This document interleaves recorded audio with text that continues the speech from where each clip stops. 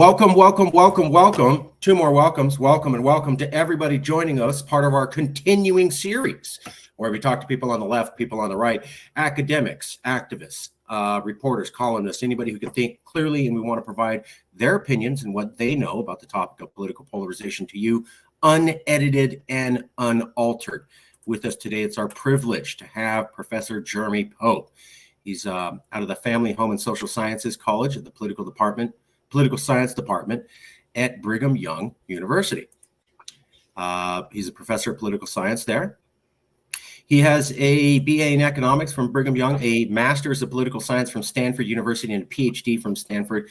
Very reputable school, especially for that degree. He's worked with a research assistant to the world famous Norman Ornstein. Boy, I'd like to talk to him one day. Big fan of his. American Enterprise Institute. He was also an instructor at Stanford University. That's not easy to do. He was an assistant professor multiple times at Brigham Young University, and then became a full professor. And he's the co-director for the Center of the Study of Elections and Democracy, 2014 to now.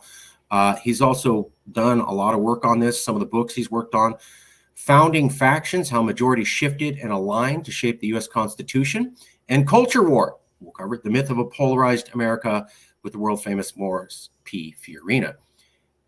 Let's see if this goes to the next page. There we go. Also, How the Constitution Aggravates Polarized Politics, the Trap the Framers Left for Us. I think that was the main point of your speech at USC. We'll get to that in a minute. The Revolution of Rights and American Founding Documents, the Trump-era legacy of partisanship, very relevant. Also, a review of Never Trump, the revolt of conservative elites. Our politics are not polarized, they're partisan, which could be worse. The UK has voted. What are the lessons worth learning? The American Family Survey report. Partisan priorities, how issue ownership drives and distorts American politics. And the Clinton scandals may have defeated one presidential candidate. Could they do it again? So a lot of work on political polarization going back many years. And this is the research work where we found the professor is a political polarization symposium, the PIPE Collaborative at the University of Southern California, which is my alma mater. But before we get to that, let's check in and see how we did. Professor, did I say anything wrong? Do I need to correct something with your bio, your background? Do we know? No, not at all. That's great. Thank you very much. I'm very grateful to be on. I'm a big fan of Norm Ornstein's as well. I think he's a great guy. Boy, you know, one day I hope to be able to get him on. When he wrote a tweet that was talking about, and I think this relates to our conversation, that the U.S. Census basically shows a hollowing out of America. And you got 35 to 40 states that, according to Ornstein, are going to become more white, more rural, more elderly, and less diverse up to the year 2040. And that's what put me on his radar. So we'll get to that a little bit later. Let's cover this. What was this symposium about? Why did they have a political polarization symposium in 2020 at USC? And what was your argument? And before you answer, as I always ask, could you please speak as both an academic and as an American with two working eyeballs, as if I've been in a cave the last 5 years? Because this is what we want, your perspective. What's going on? What was going on? Why was this a worthwhile topic in 2021? Why did you agree to participate? And what did you say the problem was? So as I recall, Jeff Jenkins, a professor at USC, wanted to do a conference, I think it was back during COVID, on polarization.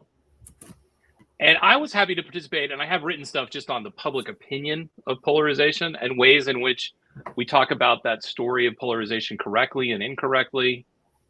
But the point I wanted to make had to do with sort of the other stream of my research, which is the Constitutional Convention, the American founding more broadly.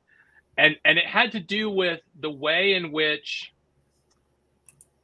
we sometimes don't think about how our constitutional framework sets up conditions for politics that imply they imply things for what our parties should do, and our parties are not really meeting the moment at this particular time.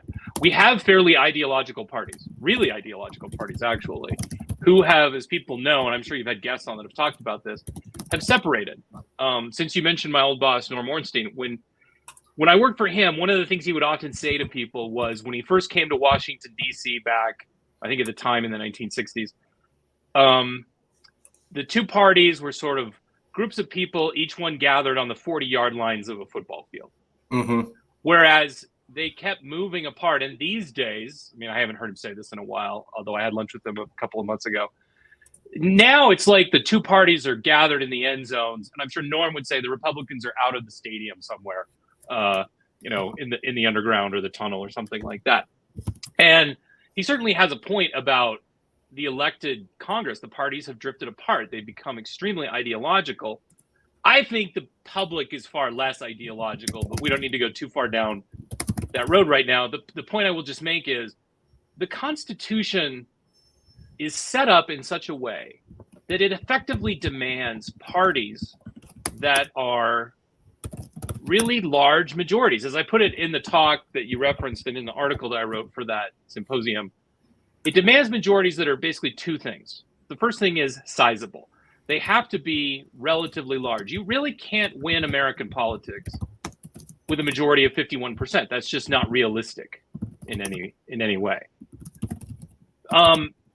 More than that, if you really want to control American politics, you have to win a few elections. You've got to win a sustained majority for a period of time to make some sort of political change.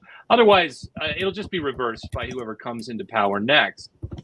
And I feel like when I mention this, I should always cite the work of Frances Lee. She's a professor at Princeton, and she wrote a great book on how our politics are really closely divided. And this is true. If you go back and you look over the last 30 years, and I was just writing something about this recently, there's only about 3 or maybe 4 elections where one party actually manages to capture the president and both houses of Congress, and they never hold it for longer than a couple of years, really. And so what we end up with is a kind of government where the parties haven't captured a really large majority. They trade back and forth. And because of the separation of powers system in the US Constitution, what this means is the parties, they promise a great deal when they're campaigning. They promise the world, we're going to pass the Green New Deal or tax cuts for everybody or somehow universal school choice or right. We're going to, you can imagine parties will promise things that they're just deeply unrealistic.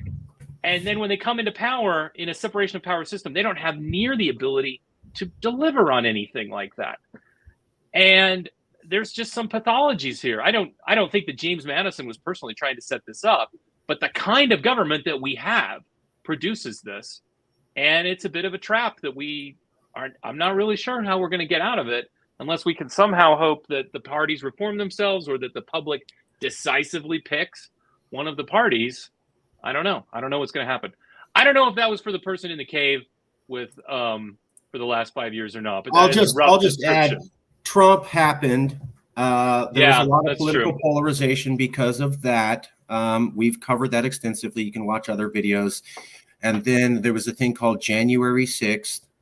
And there was the election of 2020, which, to back up what you were saying, I've had this conversation with a lot of professors, and they were I feel like they didn't know it.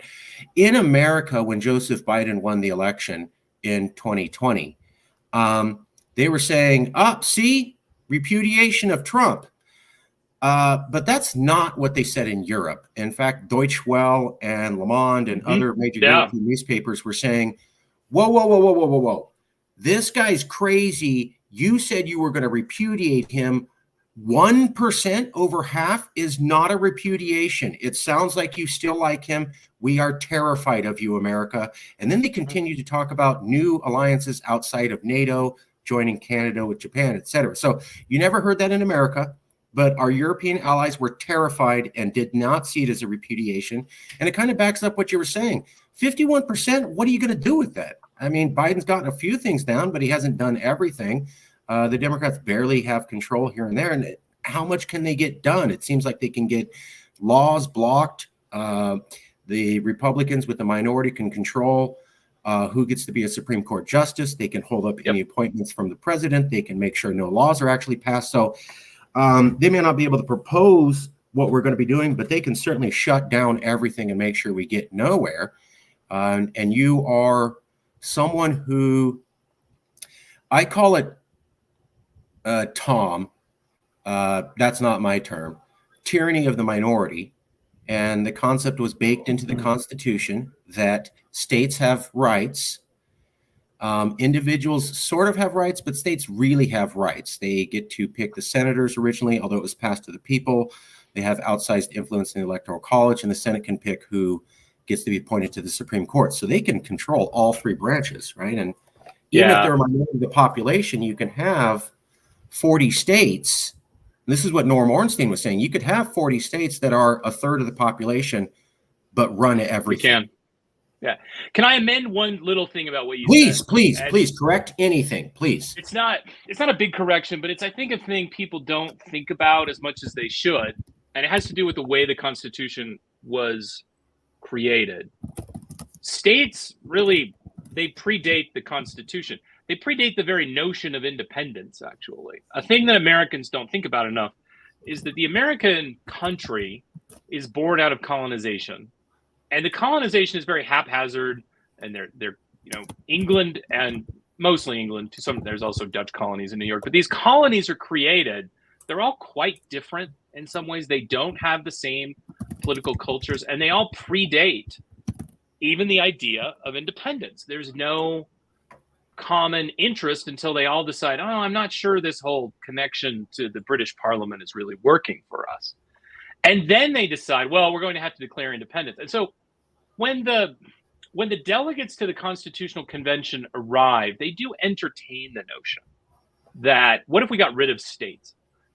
But there's a difference between entertaining a notion and like really meaning it. They never really address this because it would be unrealistic, frankly, for them to try to create this large union and simultaneously get rid of states. Now, I'm not personally an enormous fan of states. Like much like Madison's analysis, I think states are a place that are more likely to incubate tyranny and bad things. However, they predate the Constitution. There probably wasn't really a way around them. And if we're going to think about American reform, we have to accept the fact that this is the kind of country we have. States are going to be here. That's just the way that it is. And that's going to present problems. I think it particularly presents problems for people on the current political left. But it's not going anywhere. And we should just keep that in mind. That may be depressing for some, but I think it's an important thing for people to recognize. I really appreciate you bringing that up because I don't think it's been addressed as much. I've seen a few people recognize it, but when you're trying to tell people the system doesn't work because of the Constitution itself and the rules that were baked into the Constitution that we were supposed to herald and think were so great as children is out creating problems, the very same system.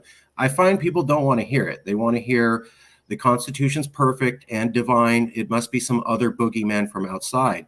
And yet this is the issue, is that, like we talked about, if you have a majority of states, you may not have a majority of the population, and yet you can still run everything, shut things down, and get two people named president who didn't win the popular election. That's happened twice. It typically didn't happen a whole lot before. Now we're running into it. It's happened more than twice. It's just happened twice in our lifetimes, which that's is really what I'm talking about. Yes. It has happened multiple times looking at 200 years. But looking at us in the last 20 years, it's twice. That seems, from what I've seen from some political scientists, to be more frequent than is normal. Certainly, it's unusual. And I don't want to come across as too negative about the Constitution. I think there's a lot to admire about the Constitution. And I think the smart thing to do with our Constitution is just to recognize its strengths and its weaknesses and the opportunities and the obstacles it creates. It is an obstacle that the Constitution implies that we have to work with states, and that's going to mean that sometimes there are relatively popular reforms that are going to be difficult to push through. It also means we'll protect ourselves from the whims of any particular moment where something may be popular in the short term, but it's not really going to be popular in the long run. And I don't know that I want the public to be more positive or negative about the Constitution. I just wish they were more realistic about it, and they would just pay attention to, like, what are we getting out of it, and what might we not be getting out of it, and what might we want to change, right? About Fair, that Constitution. totally fair. I should have said it differently. I'm coming from the California experience, which is everything worked perfectly until Trump got here. And I'm slightly exaggerating, very slightly exaggerating. That's why I started the series. Was I knew that wasn't true. I knew that wasn't true. I knew there were systemic problems before. I covered politics for 10 years. I'm like, do you guys remember this guy called George W. Bush? He went on television and said, I don't read, in front of the entire world. And everybody's going, Trump said the dumbest things we've ever heard. Nobody's ever said anything like this. And I go, that's just not accurate at all. But that's what they wanted to believe. And then, Bush got elected. Well, he got selected as president, and then Trump got selected. And a lot of Californians were saying, why do these presidents we didn't pick get in? And I go, because of the Constitution. Yeah. There's more. The Electoral College does not exactly give out votes fairly. Yeah, you get more if you're a bigger state, but there's an outsized influence compared to the size of the state. And then when you add the fact that the Senate can approve the Supreme Court justices, you're looking at all three branches being heavily influenced. And I found a reluctance to look at the Constitution as anything other than awesome and great, and to see it as maybe that thing was designed 2 centuries ago, and the world was a different place. And in the last 200 years, we frankly evolved. And when I look at Jefferson said we're supposed to update the Constitution every 25 years. I mean, when they were making it, they said update it. I've seen the founding fathers say that. We have never done it in 2 centuries. Well, we have done it in the sense of the amendments. Now, I think there's a strong case to be made we don't have enough amendments. What I would point out is we've stopped amending the Constitution.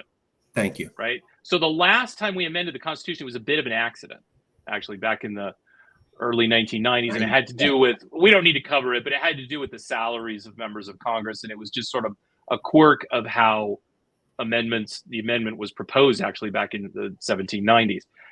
We don't amend the Constitution very much these days, and that's a mistake. But it speaks to what I think our core problem is.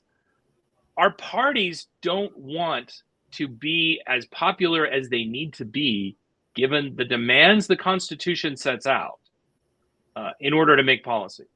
And if you want to amend the Constitution, you have to have really popular, common ground policies that you're going to put in place. Now, maybe somebody really wants to be able to set policy based on a 51% majority, but the Constitution is simply not going to permit that. And it's not going anywhere. It's not going to change. It's incredibly well designed in this sense. It's very, very hard to get around, right? Like, one of the things that you should really congratulate those, men sitting in Philadelphia in 1787 for is that they designed a system that has worked probably better than any of them imagined. There's a really great book that came out recently. I wish I don't have the title of it off the top of my head, but it's basically showing how many of them were much more nervous and concerned that the American polity would fall apart within their lifetimes. And this is more prophetic, I think, than people realize. I mean, by the 1830s and 40s, we're having fights over slavery that culminate in the Civil War. So it sort of does fall apart. Lincoln rescues us and saves us from, the dissolution of the Union. But they were despondent that they would actually be able to save and create a polity that would really, really last. But the truth is, they were much better at it than they thought they were. They've created something now where we are kind of trapped inside of it in a way that our parties just aren't currently meeting. I would go back to an example I use, and I use this in the article that you cited. When FDR really changes the country dramatically, he's able to do so because he has large majorities in the House and the Senate. He has the country behind him. Now, admittedly, he does this in part because there's this crisis, the Great Depression and the New Deal, and so he's able to do things that are, unusual. But in some ways, it's not as unusual. What's really unusual about our current moment is how the parties sort of trade power. They go back and forth. If you'd like to really remake the country or change things, you're required to do something closer to what FDR did. You don't need to win as many seats in the House and the Senate as the Democrats did in the New Deal, but you're going to have to get more than you have right now. Nancy Pelosi went from a 5-seat majority to being 5 seats down in the most recent Congress. And Kevin McCarthy's only 5 seats up. No one really has control of the House of Representatives exactly. And that's not a recipe for good government in our country. And it's just a difficulty. We're going to have to figure out what to deal with, how to deal with it. Well, let me read a few quotes. So I read the article you had an article out, and for everybody watching at home, this is the speech. You can look, Constitutional Prerequisites for Polarization, the Trap the Framers Left for Us, at the Political Polarization Symposium at USC. It also is reflected in another article you wrote. The United States Constitution is incompatible with America's two-party system. BYU political science professor Jeremy Pope told students in a lecture hosted by the Kennedy Center on December 2nd. Pope addressed 60 participants over Zoom with his talk titled "The Spirit of Party versus the Constitution." He said, because of the separation of powers between the national legislature, the presidency, the courts, the bureaucracy, and state governments, substantial and sustained coalitions or broad majorities who can hold on to power for longer periods of time are necessary to change and control policy. The problem is that majorities need to create change in government are becoming increasingly unstable, which may be the result of deeper ideological divisions between parties in recent years. He cited research from books Unstable Majorities by Morris P. Fiorina and Insecure Majorities by Francis Lee, showing that one political party controls the presidency, the House of Representatives, and the Senate only about a third of the time, and never for more than that. So we have both of those books here, and we were able to interview Professor Francis Lee on, I think this is the book, Insecure Majorities. Yeah, that's a fantastic book. If you're interested in this topic, you should read that book. Yeah, everybody talks a lot about Francis Lee, loves her work, thinks she's awesome. She did a great job. I can't tell you how many people are backing this up. Tell me largely what this theory is of hers for the public. What is the idea of insecure majorities? Well, I think you've already said we don't get I think she was pointing out that in the past, like you said, one party would have a huge amount of power. They'd win a bunch of seats. They'd have a lot of power, and they could kind of push a legislative agenda. And now we don't have that. Is that what she's saying, Professor? It's part of what she's saying. She's more focused on the institution of Congress than I would be in my own work, but it's certainly reflected there that the Congress has at times had fairly secure majorities. Maybe, FDR and the New Deal is kind of the canonical example that you would use. But to be honest, you can go back to a more boring period of history, though an important one, where you would want Reconstruction after the Civil War to succeed. But the truth is it doesn't succeed for a whole variety of complicated reasons. But the Republicans were fairly in charge of government in that time period. They had control. They could push through the policies that they wanted. Some of them were good, some of them were bad. I don't know that we want to cover the specifics of that today. In our own period of time, we bounce back and forth much more often. Between the Civil War and FDR's election, the Democrats don't have much control over government. And then after FDR's election, the Democrats are in charge of government for a very long time with only brief interruptions, usually from a Republican who's in the White House. But ever since about, let's just say, to pick a date, 1994, it just bounces back and forth, back and forth. And one of the things that's great about Francis Lee's book is that she is able to point out how this just creates pathologies inside of the institution. The Congress has trouble functioning because they're constantly insecure and they're worrying about, where is our majority going to go? What do we need to do next? What is the path forward? And the lack of security that these majorities feel pushes them sometimes to reach for the stars and then not get there, slam everything into an omnibus bill, hope that it passes, and then they fail, right?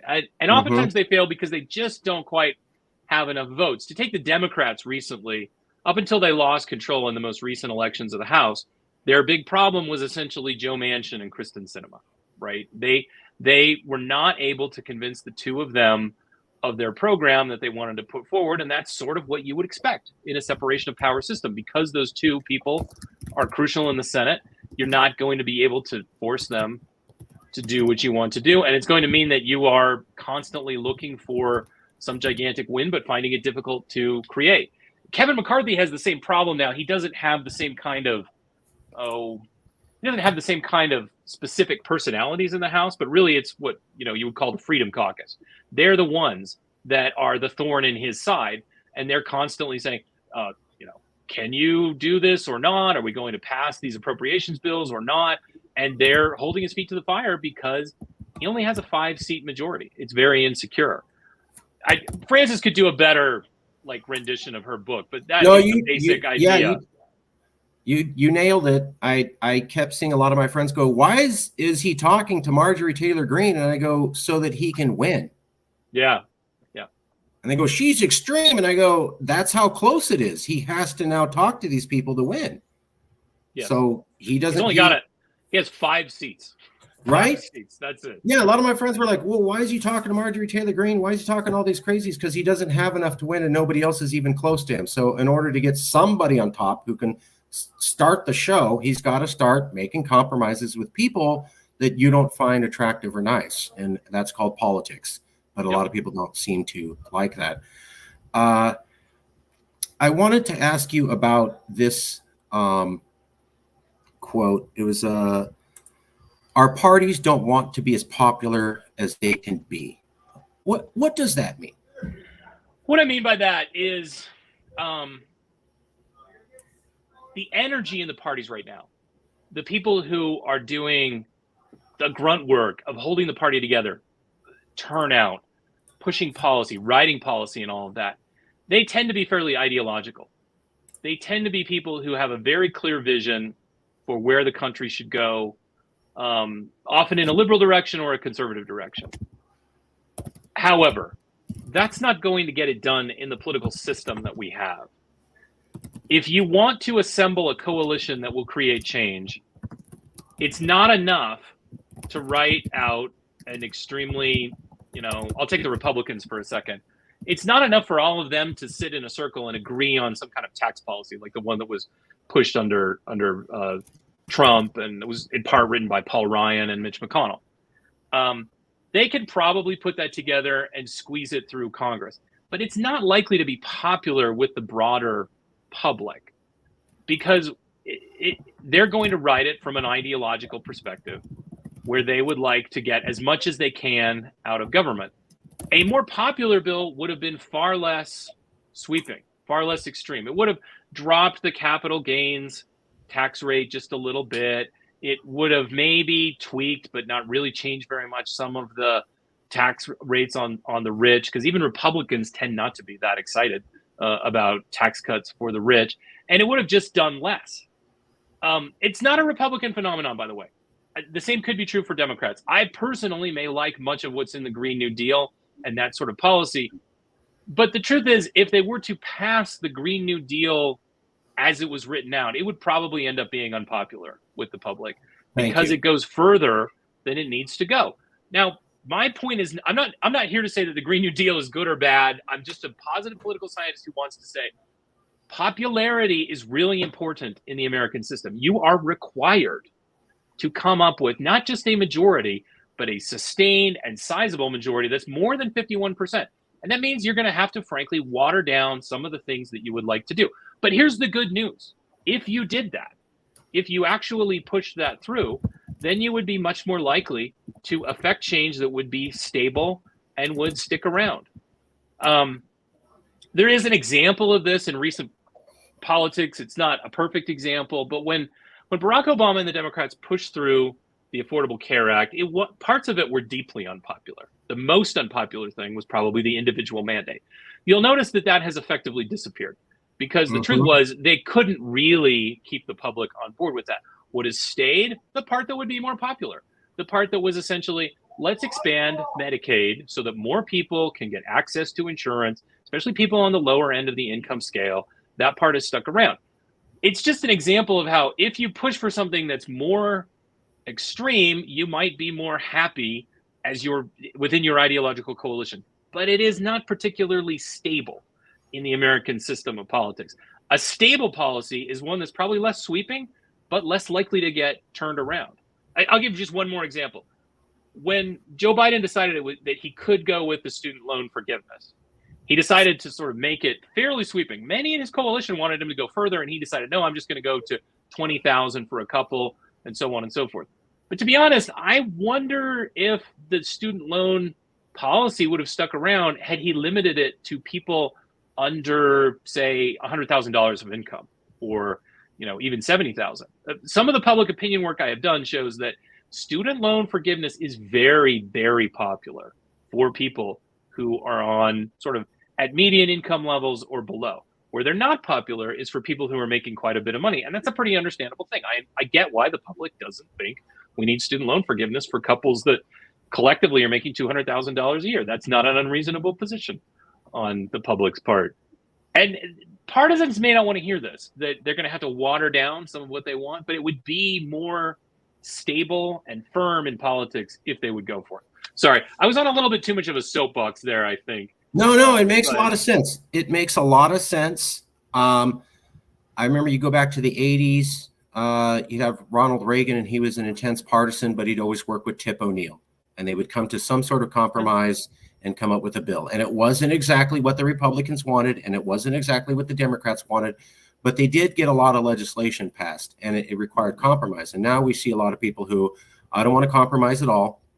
We need an ideologically pure bill. The Green New Deal has to be 100%. We're going to get off fossil fuels in 15 years, and let's go ahead and spend $30 trillion to do it, even though that's ridiculous. But no, we can't go, no half measures. Same thing with college tuition, et cetera. No half measures at all. It's got to be all the way through. No interest in compromise. We'll just push it through.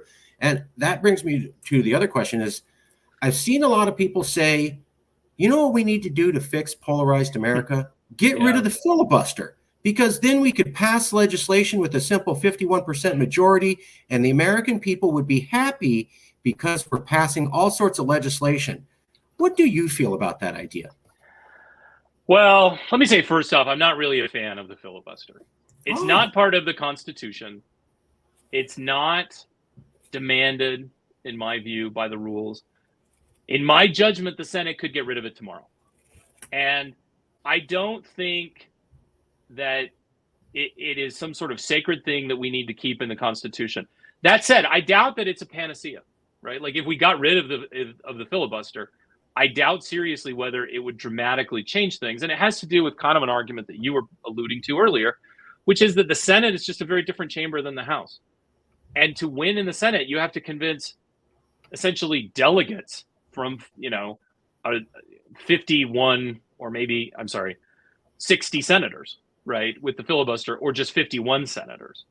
I don't know that it would fix everything about our polarized politics, but I don't particularly think we need the filibuster in our framework of government, because I just don't personally see the need for it. There was nothing about it at the Constitutional Convention. It's not like they wanted that in place or anything like that. So fair. I don't know. That's my view. What do you think about it? Well, my concern is that I somewhat agree with you. That you pass these laws, 51% said this is it. This is the new law. 49% of you deal with it. Tough. People seem to get mad. Like we talked with Obama healthcare, they kind of narrowly passed that through, stifled some opposition, lied about a few issues to get it through. His campaign manager admitted that. Frankly, and then what happened? The Republicans never dropped it for the next 5 to 7 years, killing it off, and until they kept whittling away parts of it. I mean, was that a big success? For me, I look at like DACA, and I remember I'm Latino, and I remember Obama came out and he's like, well, I'm going to pass DACA because I can't really do immigration reform, so we're going to do this. And all the Latinos and all the Democrats thought that was so great. And I go, this isn't great. The next president can just undo it at the sign of a pin. This is not locked into law. You're not protected. And now hundreds of thousands of you who've been scared about being rounded up by the cops just gave your name to the federal government on a list. And I was laughed at. And then Trump got elected and nobody was laughing. And lots of Latino people were terrorized and scared that they had screwed themselves over, and entire communities disappeared overnight so they couldn't be tracked down. And what I'm concerned about is, what if the American people have to go through the experience of the DACA people? Hey, You're free. You're citizens now. Nope, new guy got elected, taking away all your citizens and rights. What if we start doing that to the American people? 51% Senate got approved. Green New Deal's here. We're going to spend $12 trillion. Or 51% got in here. We're going to ban abortion across America. And then it gets shifted the next 4 years. Would that be a stable America where we have laws that are radical and piss off 49%, constantly passing every 4 years and then being undone the next 4 years? You're singing to the choir in this general sense. Like, that's a thing that I worry about. That's my concern. I guess my point about the filibuster would be this. The filibuster just sets the bar for how high your majority has to be even higher. And in my view, it just sets it too high. Because of the existence of states that predate the Constitution, really, right, you're going to sometimes have to have far more than a majority of the citizens in this country to pass something through the Senate. You gave that example that Norm Ornstein gave, and I don't have specific numbers. And the problem is that the numbers would vary based on the situation. They would change depending on exactly how the population was distributed and how the issue affected states and so on and so forth. But what I would just say is we've already got a fairly difficult system to push things through. I don't personally want to see the filibuster added on top of that. And I don't think it's going to save us from any, degree of polarization. It would be easier for us if the Senate could simply just have a majority, and the difficulty of getting things through the Senate alone would be enough, right? That would be my view. Oh, there's Norm's tweet, I suppose. Famous quote. Yeah. I'm sure I didn't say it exactly, but basically he's talking about how, why do you have these presidents? And Paul Waldman. In an age of minority rule, the Supreme Court justice appointed by a president who got fewer votes is confirmed by a party in the Senate that got fewer votes. Yeah. And so we're already talking about tyranny of the minority. The minority states have outsized influence. How did we get these laws in we don't want? How do we get these things the American people don't want? How do we get these presidents the American people don't want? Well, Constitution. That's it. And he goes, hey, guess what?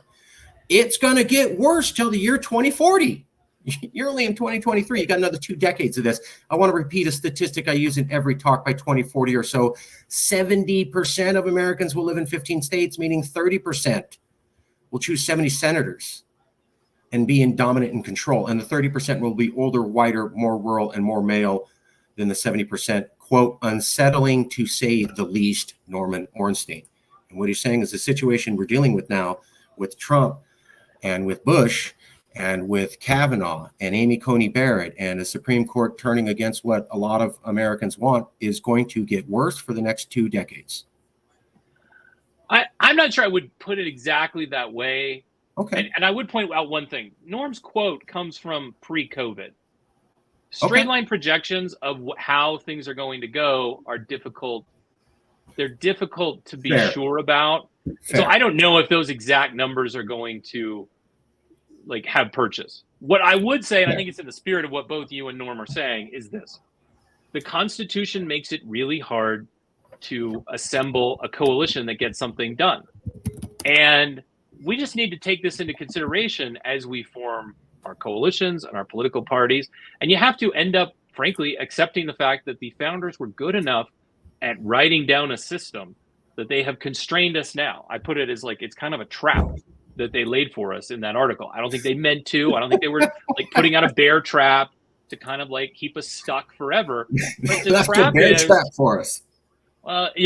It's a metaphor and it only has so much value. But here's the trap.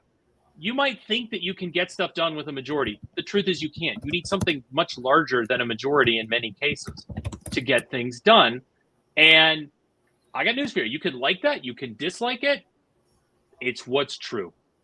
Right? You are not going to be able to get things done with a simple 51% majority coming out of one election. You're going to have to build a coalition that is more popular than 51%. I don't know exactly where it is. There's no rule. It might be 55, or for some policies, it might be close to 60.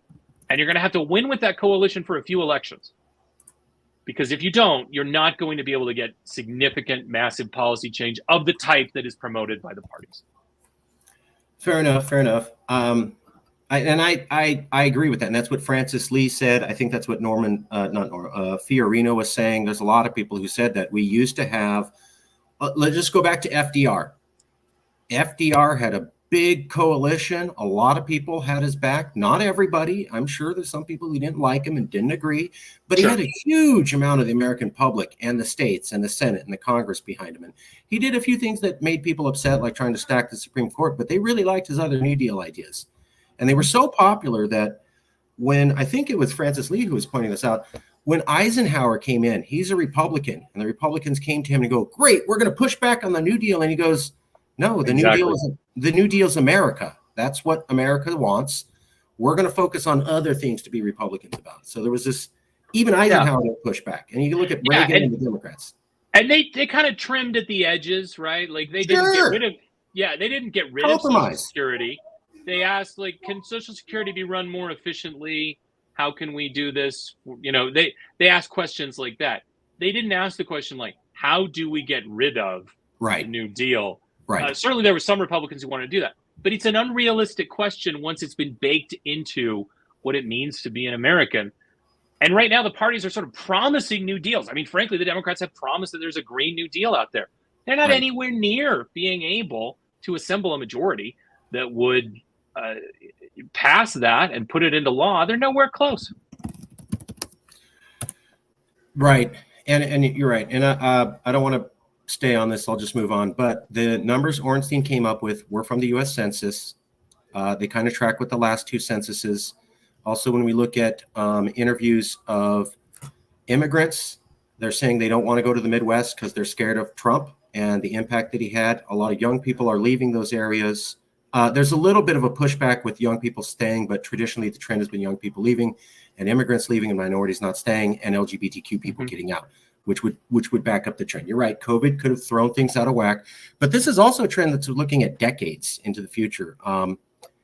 There's some reason to believe that the situation where we have a minority of states that are rural, Caucasian, conservative, not full of minorities, no diversity, may grow in the future. And if that happens, you're going to have, as far as Californians are concerned, that's going to mean more Brett Kavanaughs, more Amy Coney Barrettts, more Supreme Courts being conservative like they haven't been since the 1970s, more Trumps, more W. Bushes. So whatever. It could. That's true.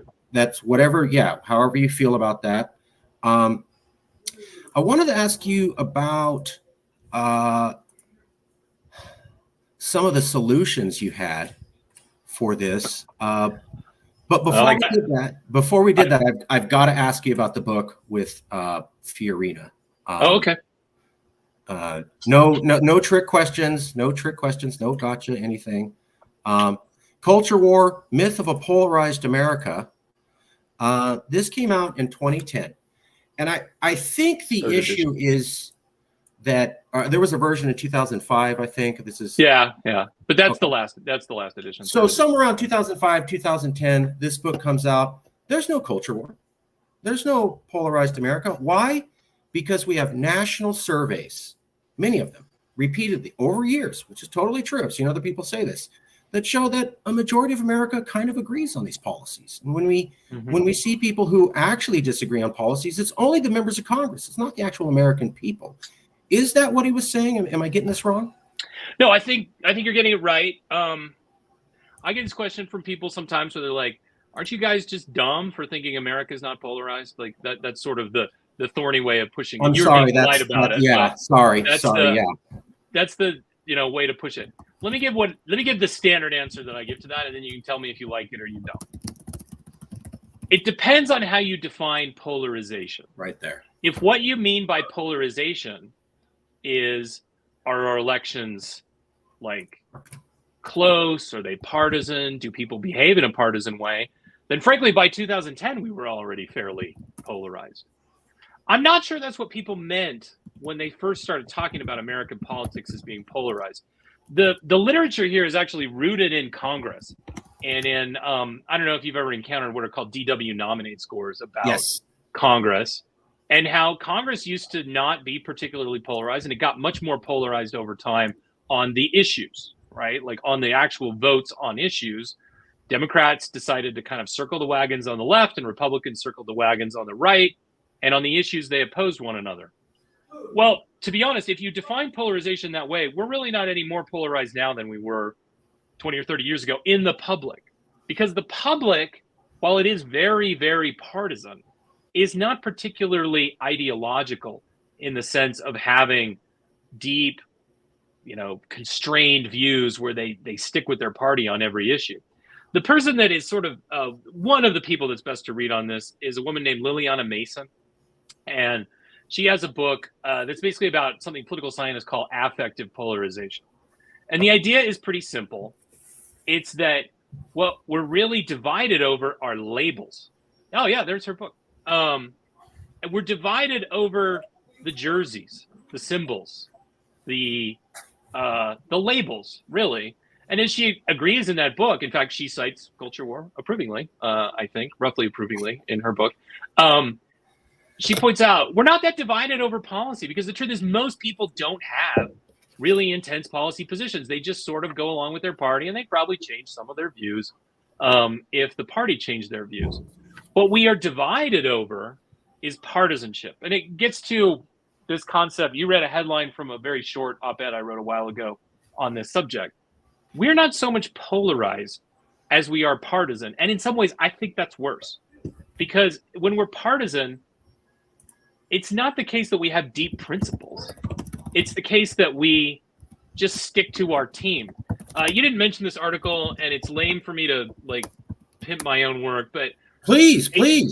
I wrote a piece with a fellow named Michael Barber, and the piece is called "Does Party Trump Ideology?" And the basic idea behind this piece was this: if we give people policies and we label them as being Trump policies, do people change their minds? And the nice thing about Trump for research design purposes, and that's usually the most I will say that is nice about Trump for research design purposes, is that he held a bunch of different positions before coming to the presidency.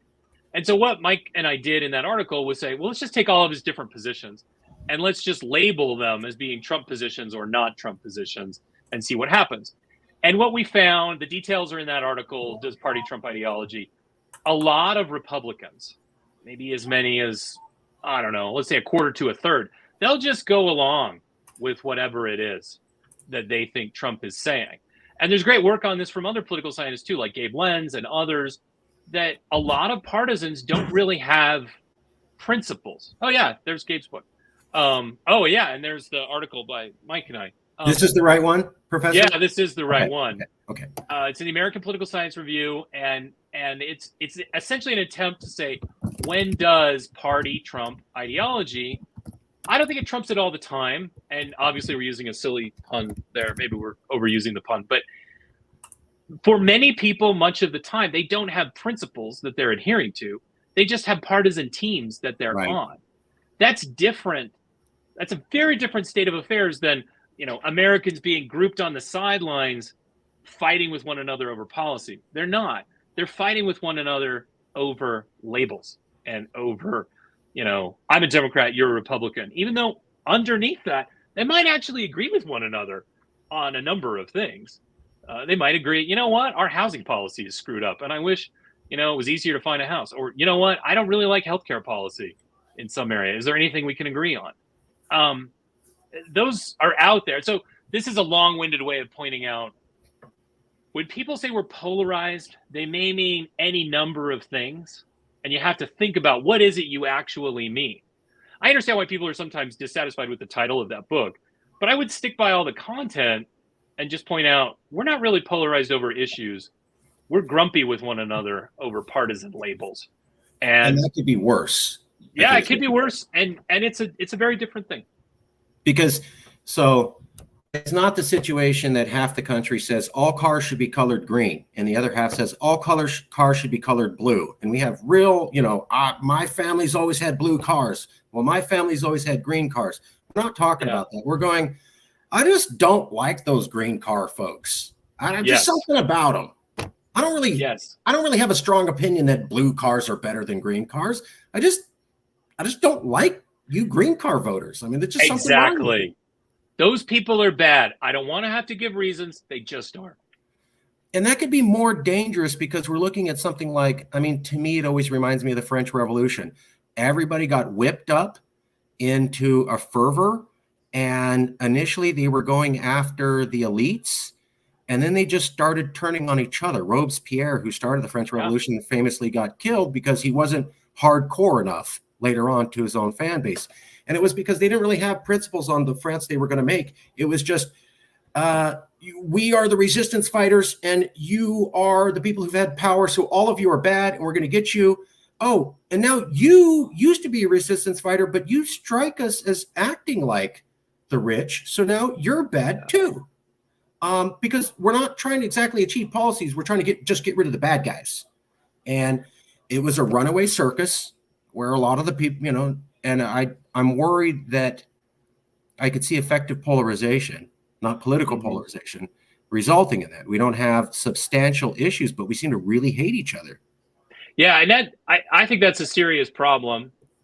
I do wonder, I have to admit sometimes, since I'm a guy who really likes history quite a bit, I'm not as sure as some people are that this is such a new state of affairs in America. What do you mean? Right? I just mean when I look at or some earlier periods like the Civil War, fights over abolition, when I look frankly at the period, you can look very carefully at the period following the Constitutional Convention. In some ways, we had bigger fights then in both of those periods than anything that we're fighting over now. Though there are parallels. You brought up the French Revolution. I think it's a very apt comparison. Americans had a lot of strong fights over the French Revolution. But the truth is, most Americans probably would have agreed on the underlying substance, which was, you know, we don't really want to see that many people get killed. And maybe we like the king. Maybe we think the king should be deposed, but we don't want to see lots of people get executed. There probably would have been a lot of agreement on particular issues. But Jeffersonian Republicans would fight with Hamiltonian Federalists tooth and nail over kind of the symbols around this. That's not unlike what we're seeing today in many respects. And so that does give me a little bit of hope. Americans have just been like this for a long time. We're a big, unruly, you know, generally friendly but easily angered group of people. And that's just the way America is. There are things about America that I think sometimes we would all be better off just accepting and admitting, maybe this isn't the way we wish our family was, but we're all here at Thanksgiving dinner and we're just going to have to suck it up. And that's the way it's going to be. Fair. And first, before I respond, I want to say thank you for being blunt.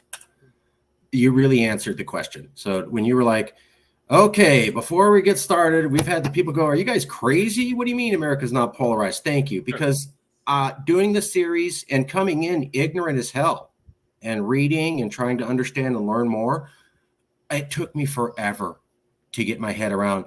Oh, they mean politically polarized versus effectively polarized. There's a lot of, because the media is just, we're polarized. Exactly. And then sometimes professors occasionally get a little excited and won't always make sure to attach that first word to it. And they go, you can't say we're polarized. And what they meant was you can't say we're effective. So thank you for clearing that up. We do have confusion between these terms, I think. We do. And I will admit, there are times when I wish we wouldn't use the phrase America is polarized, not so much because I'm like against people offering the sentiment, but because I don't know what it means. And I think the people saying the words sometimes don't know exactly what they mean. And if we use more specific words, it might force us to think, oh, maybe do I mean that? What exactly do I think is going on here? It might be better for us. But I don't know. My view, I teach really large undergraduate sections, so I get all kinds of questions, and it's bad to be thin-skinned about them and to like be too much of I don't know, to insist on your wording for everything just inhibits communication. It's a bad idea. So, good professor. I thank you. I like that. I have a big question I want to ask, but I want to get to these first. I have heard, yes, we've had more divisive times in the past. Come on, guys. It's not going to be that bad. We've had times in the past. The 1960s were way more violent than they are now, even after January 6th, I've heard many people say. They were. And then you had the riots of, I think, the anti-German riots of the 1920s, and you had some riots 1790s or something after the Civil War, and then you had the Civil War. You had draft riots in the North that were like in concentrated violence, much more violent than anything we saw in the 60s or even than January 6th or anything that we might have now. So So one of the things I've heard, though, is some of the professors going, yes, way more violent. Here's the difference. They all believed in the same institutions, and we have almost no universal faith in our institutions now. So there is no the Supreme Court said this is a ruling. Okay, guys, I don't really like their ruling, but I'm going to follow it. Okay, guys, I don't like who's president, but I'm going to follow it. Instead, we have, I don't like your president, so I'm going to deny that they're actually president for 4 years.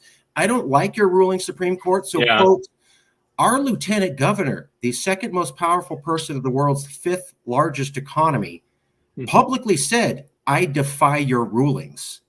To me, that doesn't send a good signal for law and order, to me.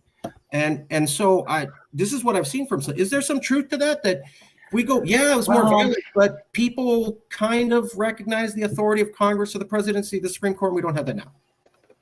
Can I just point out what I think the research design problem is? And I say this as someone, I'm not a pollster, but I am involved in a lot of different polls. I do polls on family and family policy. I'm newly working on a poll called the Cooperative Election Study with Stephen Salbaher and Brian Schaffner. So I know quite a bit about polling. Here's the problem that we face answering the question that you just put. In the 1950s, we developed the capacity to really poll the public. Before that, we kind of had it a little bit, but not really. If you go back to the polls that Gallup did in the 30s, they're not that great.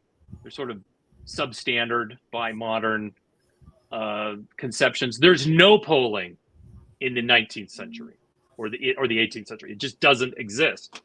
And so it is true that we find out that in the wake of World War II, we had more faith in our institutions in the 1950s. And then it erodes. It erodes, and we don't have faith in our institutions. And there's kind of a little rebound with Reagan, but then it erodes some more. And, you know, Clinton wasn't great for faith in institutions. And then it's just been going downhill ever since then. But here's the problem. That is not an enormous slice of American history.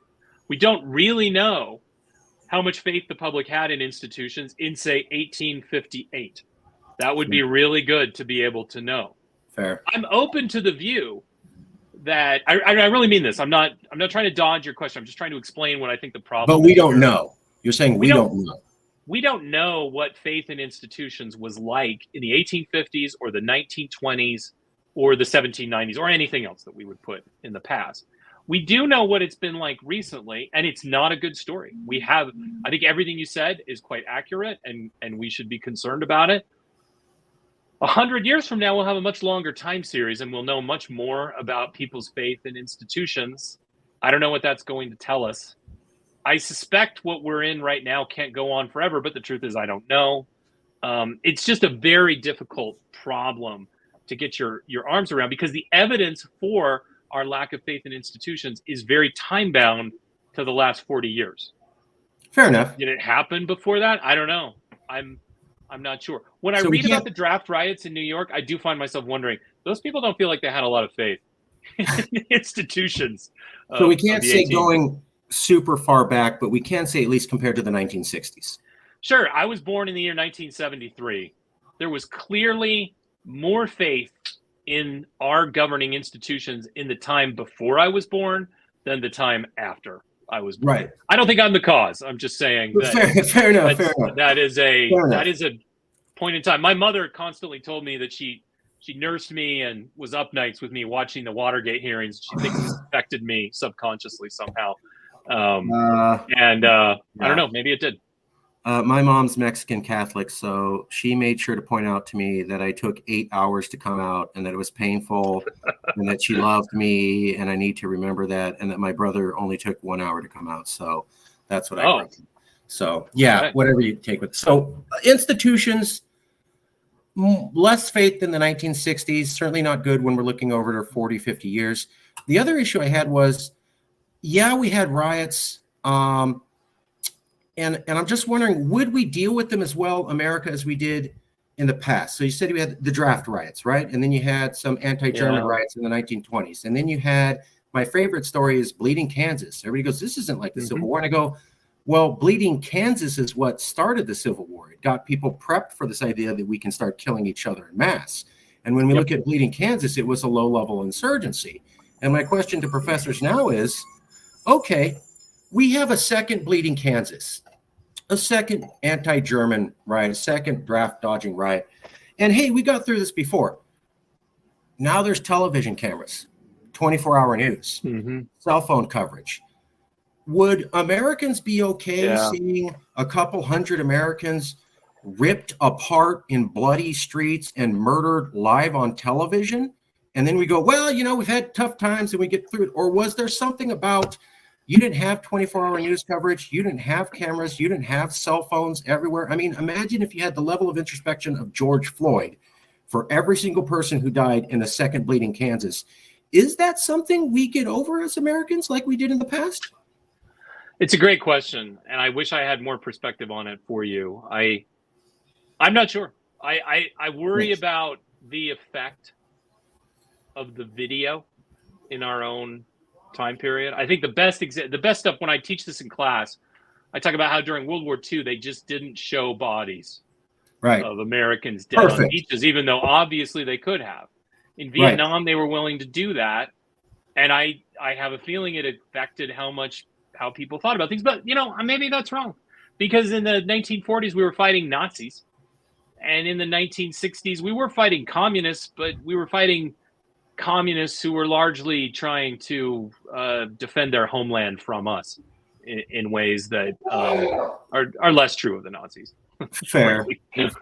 But I don't know.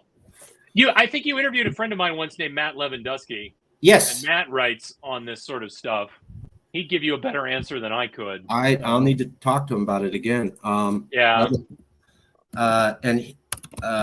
He is famous in this field, so absolutely. That's just my question. Is there too much trauma that could happen? Because you look at George Floyd, people came unglued in half the country in 22 cities, overwhelmed and on fire. I'm not blaming BLM. I'm just saying it happened. And it happened within a day of a video being released.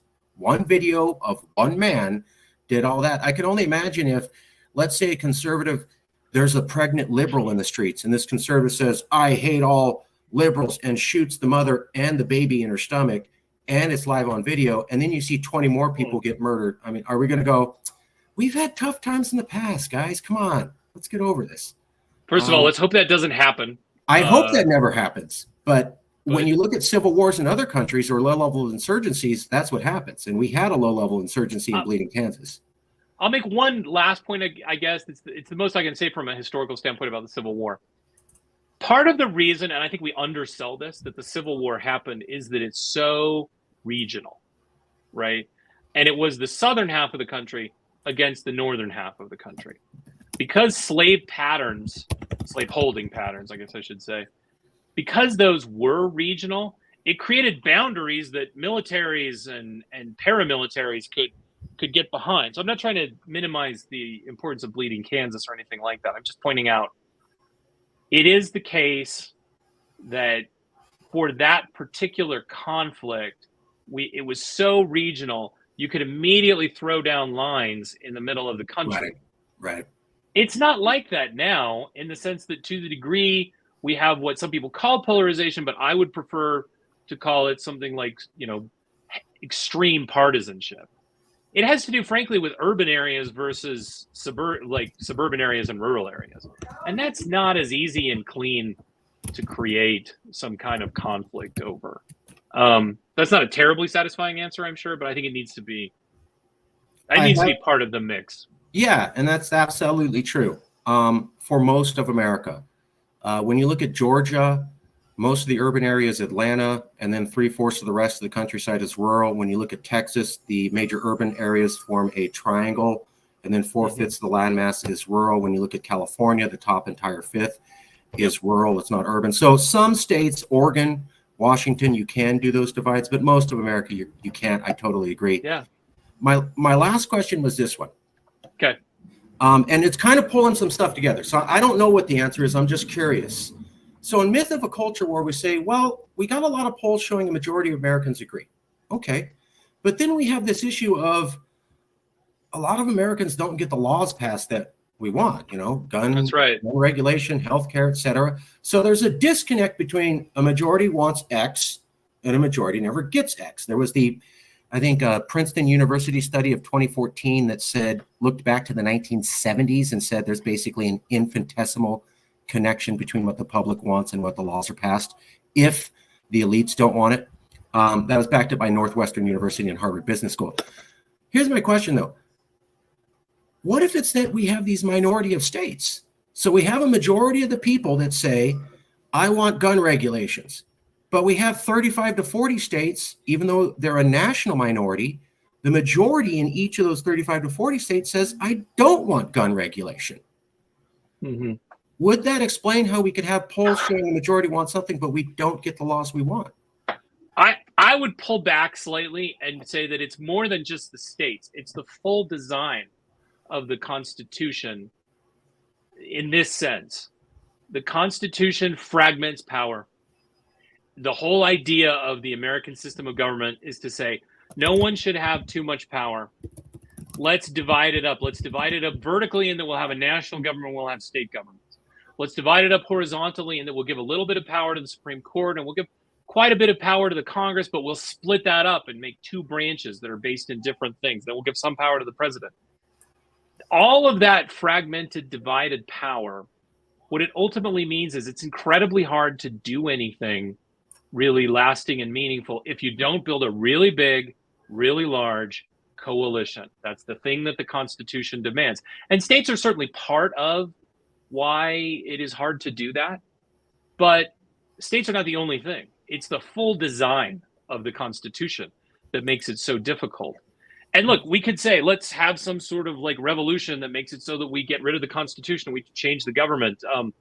There are certainly people who don't, I don't think Lee Drutman wants a bloody revolution, but he wants a deep change in the way that our government functions, right? And he makes a lot of good points. I read him and he makes a lot of sense to me. That said, I don't think we're going to do any of those things. And so I think the more proximate question, the thing we really should ask ourselves is, do we want parties that propose things that are only pretty popular? Or do we want parties that propose things that are really popular, even though they're not quite what we wanted, right? They're a little bit too moderate. We've got 60% of the public agreeing with something and we didn't get every last bit of what we wanted. I think reforming the parties to ask for less but actually get it is a better strategy than trying to wish for constitutional reform that I don't think is coming. I agree with you. The chance of a constitutional, like you said, when's the last time we had an amendment? We don't amend anymore. We don't do that. And the 1990s one wasn't a real, it was technically amendment, but it wasn't like giving African-American people the right to vote or women the right to vote. It wasn't it was kind of a technical thing. And I wonder if we're in the situation where we got a minority of states run things and, hey, we don't want gun regulations in Kentucky, Alabama, Louisiana, Mississippi. Who cares if 60% of the population does? We're good here and we have a majority of the states. So we'll kind of keep the laws the way that we want. I wonder. It's an open question for me. We'll leave it there. I did want to point out, I totally agree with you about states came before. A lot of people, I get into these debates and they go, we looked at the Declaration of Independence and the Constitution. I go, did you look at the Paris Peace Conference?